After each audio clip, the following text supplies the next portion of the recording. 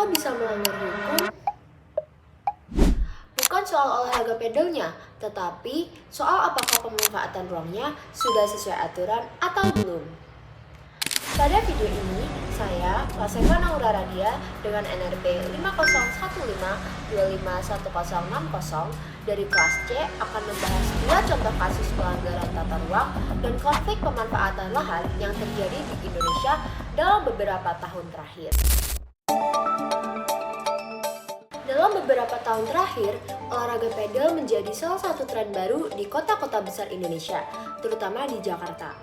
Pembangunannya yang meningkat secara cepat memunculkan beberapa masalah pelanggaran tata ruang, seperti kasus di Pulau Mas, Jakarta Timur. Ada dua lapis pelanggaran yang teridentifikasi. Lapis pertama adalah pelanggaran tata ruang.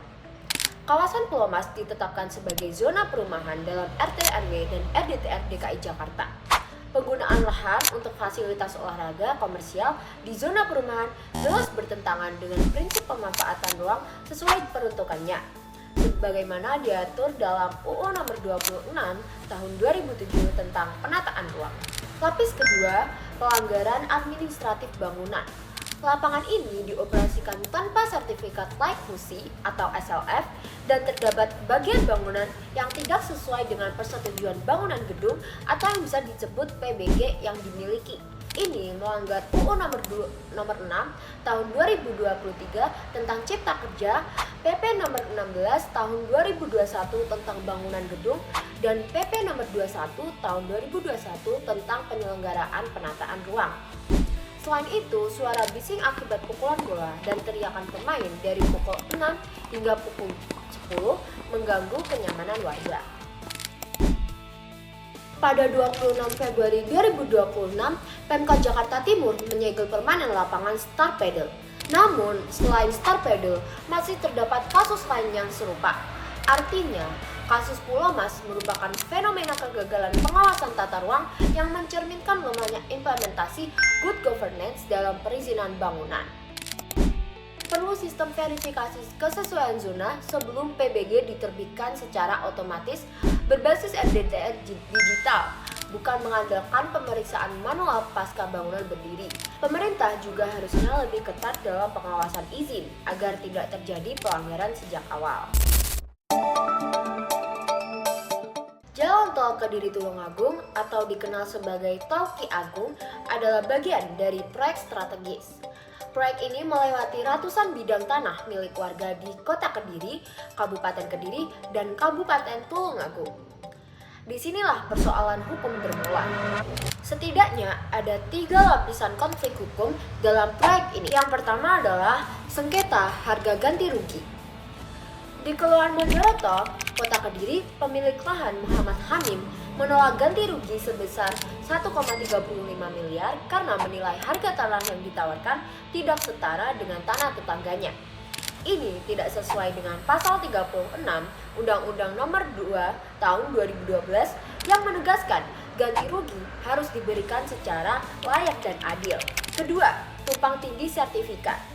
Warga bernama Enik Rustanti menggugat Pemkot Kediri dan BPN karena ditemukannya irisan antara sertifikat hak miliknya yang terbit sejak 1994 dengan sertifikat hak pakai milik pemerintah Kota Kediri yang diterbitkan BPN pada 2014.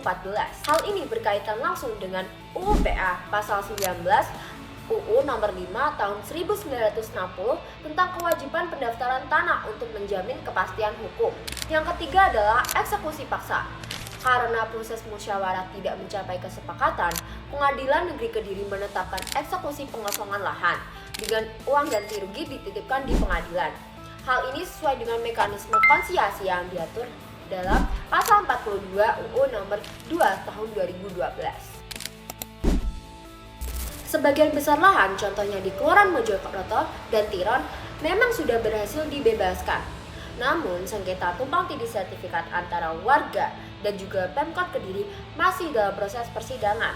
Dan di Tulungagung sendiri, pembebasan lahan bahkan harus dijadwal ulang karena belum tuntas. Memperkuat mediasi antara pemerintah, masyarakat, dan tim appraisal independen. Yang kedua adalah membuka data penilaian tanah secara transparan dan memastikan pemberian kompensasi tidak hanya memperhitungkan nilai fisik tanah, tetapi juga dampak sosial dan ekonomi masyarakat. Pada kasus PSN Tol Kediri Tulungagung, masalah utama terletak pada konflik pembebasan tanah dan keadilan ganti rugi. Sedangkan pada kasus lapangan Pedal Pulau Mas, masalah utamanya adalah ketidaksesuaian pemanfaatan ruang dan lemahnya pengawasan perizinan. Kedua kasus ini menunjukkan bahwa hukum penataan ruang bukan hanya mengatur pembangunan fisik, tetapi juga menjaga keseimbangan antara kepentingan pembangunan, hak masyarakat, dan juga kualitas lingkungan. Karena itu, penerapan prinsip good governance, kepastian hukum, dan partisipasi masyarakat menjadi sangat penting agar pembangunan berjalan secara adil dan berkelanjutan. Sekian video dari saya, semoga memberikan manfaat bagi kita semua. Terima kasih dan sampai jumpa.